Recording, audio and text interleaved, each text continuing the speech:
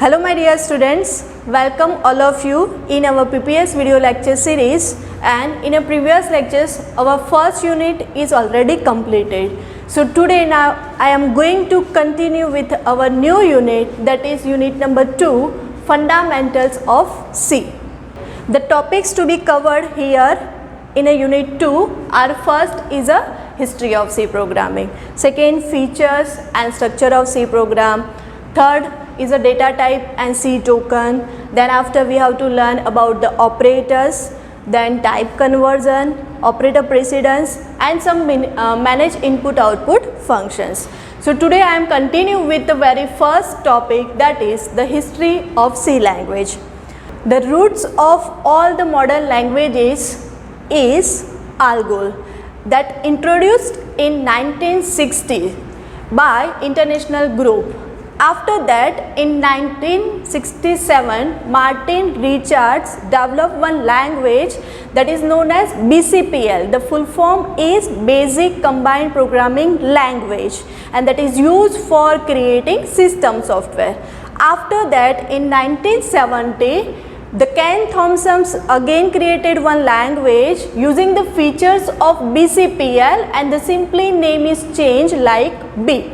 So here B is for a what? For a developing earlier versions of Unix operating system. After that, using these three languages, ALGOL, BCPL and B, C was evolved and by Dennis Ritchie at a Bell Laboratory in 1972, and that is known as a traditional C. C uses different features of these three languages, and some more features are added like data type and other features like operators. But the BCPL and B is a typeless programming language. So in that language some modifications are done by a Dennis Ritchie. After that, the book was published by Carnegie and Ritchie, and the title is The C Programming Language, and after that our C becomes popular in 1978. So according to the author name, the name is changed now, KNRC. Now after that, ANSI committee has approved that C language and new name is given, that is ANSI C, American National Standard Institute, in 1989. After that, again the ISO committee approved that International Standard Organizations, that we can say, in a 1990, and the new name is given ANSI by ISO C. The standardized committee felt that we have to again modify in a C and add some features of C++ and Java, and after modification in a 1999, the again according to the year name is changed, that is C99. So these all are the history about C programming. Now move to our second part, that is features and C programming. From here our actual C journey will be start. Now why we are using C? Here we can say some importance why we are using C. So the very first is it is a robust language. How it is robust? It has some inbuilt functions and operators that you can directly use to solve any complex problem. Second is a portable language. You all know the words portable. Here the meaning is what? The program, C program written in a one computer can be executed in a other computer with no modification or with a little modifications. Now the third is a middle level language. Here you remember the previous videos, there are three different languages: high level language, then assembly level language and machine level language, and the new name is given, that is middle level. How? So C compiler has both the features of high level language and also the assembly level language, and using these features you can develop any system software or a application software. So according to that the new name is given, that is a middle level language. Now it is again a modular language. How? Suppose you solve one large problem, then it takes more time. But instead of, if you are solving by dividing in a number of parts, and that part we can say our modules. So that part, that module will be solved individually, and after that it combined into one single program. So it becomes very faster. So that way we can again solve our problem in a C. That's why it is known as a modular programming. Again, the next feature is fast and efficient. How? So if you remember, there are two words in first chapter, compiler and interpreter. Both are used for converting from a high level language to machine level language. But which one is faster? Compiler. And C use that concept, compiler. So according to basis of that, we can say that our C is very fast and efficient. Now next feature is what? It is easy to extend. The word extend means what? It has some inbuilt functions in a C library, but user can create its own function and add into the library. That is possible with our C. Next is a structure programming language. Why? Because our next topic is regarding this structure of C program that must be followed when we are creating any program using C. And the last one is, it has only 32 keywords that we have to remember for a programming. Now what is keyword? Word whose meaning is fixed, how it can be executed, that is known by the compiler. More about this keyword we will see in our next topic. Now move to the most important theory of second chapter, that is structure of C program. How we can write our C program, that depends on this theory.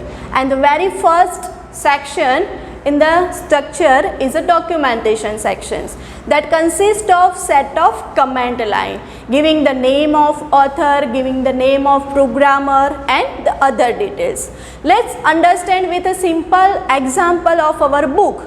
Here in our book, the first page is consist of some information like edition, publication, price, author name, title. So these all things are necessary? No, it is optional, but it is giving in our book that indicates some information regarding this book. Same here in our program, if you want to add some informations when it is created, by which author it is created. So the name of title of our program, name of programmer, at which date you are developed it, which is the size of this program. These all the things you can write in our first section, that is documentation sections. How it is possible? Using the comment line.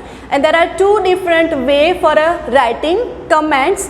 First is a single line comment. Just say here example, the double slash, and then write a sample program. You can write anything here.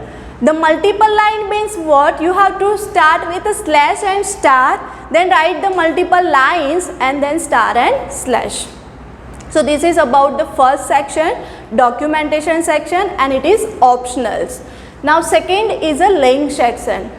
According to the name link, it provides the instructions to the compiler to link the functions with a system library. You all guys know about the word library. Library means what? It is a collection of books. But here the system library means it is a collection of inbuilt functions that we can directly use in our program.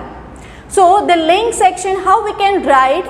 See here in example, we have to write has include, then inside the less than and greater than sign, put the name of header file, that is stdio.h. What is full form of it? Standard input output header files. So this is nothing but our library. It has some inbuilt functions that we can directly use in our program. Now switch to the next section, that is a third, definition sections. So definition section defines all the symbolic constant. How? Let's understand one program to find the area of circle. Then how you can write? First you have to recall the formula, and formula is pi r square, where the pi is nothing but one constant value 3.14 that is never changed in our program, and r means a radius. So this type of constant we can define in our program also using the syntax like this, has defined pi the variable and value that is 3.14. Now move to the next sections, global declaration sections. There are some variables that are used in a more than one functions, that is known as a global variables, and that global variables we can declare in a global declaration section, that is the outside of all the functions.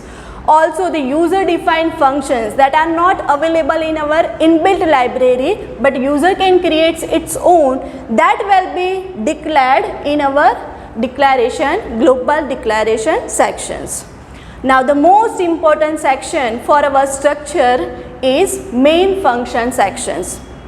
Every C program must have at least one main function sections that consist of two parts. First is a declaration part and second is a executable part. Declaration part declares all the variables which are used in our program, and the logic for developing that program we are writing in a number of statements, that is known as our executable part.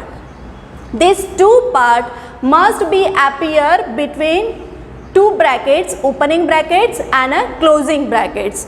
Our program execution start from a opening brackets and ends with a closing brackets. Now see how we can write it in our example.